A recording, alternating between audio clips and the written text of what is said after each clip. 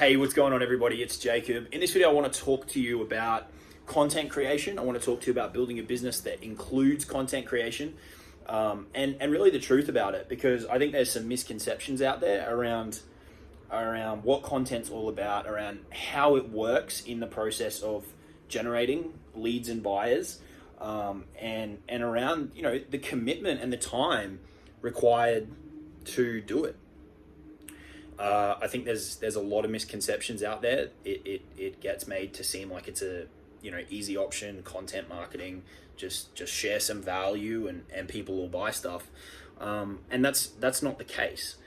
So I want to talk about that and hopefully bring some light to the content game, give you some tips about creating content, and maybe realign the expectations of some people who are either early on in their content creation journey or have been thinking about starting to create content in order to build a business and sell stuff. Okay, before we jump into that, if you want to get into high ticket affiliate marketing, check out the Super Affiliate Accelerator. That's a program that I run. It's the first link in the description. The price is going up on August 15, so you might be watching this after that, in which case don't worry about it. But if you're watching this before August 15, the price is jumping up by $503. So it's currently $14.97. It's going up to $2,000. It's got all the strategy, it's got the community, it's got the mentorship that you need if you want to do high ticket affiliate marketing. So check that out, first link in the description. Subscribe to the channel, give the video a like if you get any value from it. And so let's dive into this one. So content is an amazing way to get in front of your audience and bring people into your audience when you're not there. Okay, you don't have to talk to each person to tell them about your stance on things, your product, your business. You can use content to deliver that message, and you can use it very strategically in order to move people around to your way of thinking, and then monetize with an offer. The problem I see with it is that it gets blurred into this internet marketing world of easy, overnight wins, quick riches, all that kind of shit, where content is anything but that, right? Or everything but that. It's the opposite, right? Whatever's the correct expression. It's the opposite. It's a slow burn. Content is something that you need to come around to the idea of, that you are going to need to do very frequently in order to make it work, right? So if you're currently starting, or you're thinking about starting a content driven business and it's a topic that doesn't interest you, it's going to be a tough time, because you're going to have to sit down at your computer or sit down in front of your camera every day and show up and produce content about it. And if it doesn't interest you, it's going to be tough. Okay, content isn't this magic thing that just because you put a YouTube video out there saying, hey, I'm Jacob, I'm amazing, buy my stuff, that's gonna just make all this crazy stuff happen. It is a cumulative effect, right? Where you build up momentum, you deliver a message in a structured way over an extended period of time, where you touch on certain points, ultimately pushing people to the point where they're either going to stop watching or stop reading or unsubscribe or buy. By putting out one piece of content here and there, it's not going to achieve that, right? Now, I'm not saying you must publish every day, right? Like you go and publish how often or as infrequently as you want, regardless of the frequency and the volume and the how long your content is, how short your content is, the form of your content, whatever. Content marketing as an overall strategy is a slow burn, and you need to accept that if you are going to use it as a strategy on any platform, right? If you can overcome that fact and accept that, then it's going to be quite a liberating mindset experience, because then you can just put it out there and watch the momentum build, knowing that it's not going to happen overnight, knowing that it may not even happen this month. But you can keep showing up and talking about the stuff that you enjoy talking about, and you can know that over time you'll build momentum, you'll build trust with your audience, you'll generate leads, and you'll generate sales if you're doing it the right way. Okay. It's really just about realigning the expectations around what content marketing is all about. It's a process, it's a journey, whatever you want to call it. And if you can't accept that, it's definitely not the model for you. You may need to go and run some ads where you don't have to produce content. Ads are becoming more and more difficult, and integrating content into your ad process is becoming more and more common. So it's getting to the point where you may not be able to avoid that as well. But if you can go run ads and avoid the content game, then go do that. That's fine.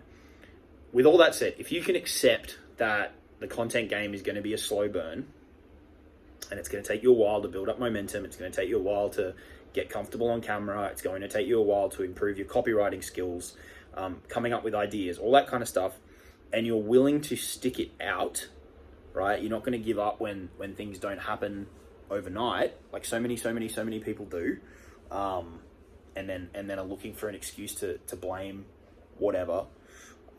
If you can accept that, you're going to be in the right headspace to push on. Okay. Now, for those people, I want to give you some quick fire tips around producing content. Okay. Your ultimate goal with your content is you want your audience to feel like you're almost reading their mind. You want them to be going in their head, watching a video and saying, how does Jacob know that I'm struggling with that? Or I thought about that last week and now he's made a video about it. How does he know that? That's the point you almost want to get to with your content, because that means that you're going to be touching on the right points. Okay, having an understanding of what you sell and the problems that solves for people is a critical starting point when it comes to producing content, because ultimately you need to talk about those problems and then present your product as a solution to those problems. Okay, now there's a few buckets of content that you can dive into if you want to get more into strategy, and this will help you generate some ideas. The big one is what people typically call value content. Okay, now value is probably one of the most overused words in the internet marketing world. Value simply, in my books, means producing something that's helpful, that's going to start moving people from where they currently are to where they want to be. Okay, and that builds up goodwill because you're helping them start getting results. Your paid programs are then a solution that will make that happen faster, in more detail, with more support, more extensive strategies, all those kind of things. Okay, that's the typical value thing. But do not fall into the trap of believing what so many people say, which is just, if I provide value, people will buy my stuff. It's not the case. You have to have a monetization plan. You have to tell people where to go, what to click on, what to do, a clear call to action. Okay, don't fall into the value marketing trap of, if I just help people, they'll buy stuff. No, if you just help people, they will take that free information and they will run with it, and then they'll buy from the person who is willing to pitch to them. Okay, and then this starts to tie into your mindset around selling and all that kind of stuff, which is a topic for another day. So that's the first one, value. The second one is just integrating your personality into the content. This can either be content in its own form, like a post on Instagram or Facebook showing more lifestyle-based stuff. And I don't mean sitting on the beach. I mean you being a real person. But this can also integrate into all your other pieces of content, right? Not just being super robotic. Just showing people, hey, I'm a real person. integrating parts of your backstory that are going to develop, affinity bridges with people. I talk a lot about my story from corporate, and I get a lot of people reach out to me and they're like, hey, I'm in the same boat now, or I was in the same boat. Integrating those kind of stories shows people you're a real person, and it helps develop those connections. The next big bucket is integrating proof and testimonials and results, right? Satisfying the logical part of your audience's brain that your product works, right? You'll see me from time to time put up testimonial videos, or I'll tell stories about students' results and all that kind of stuff.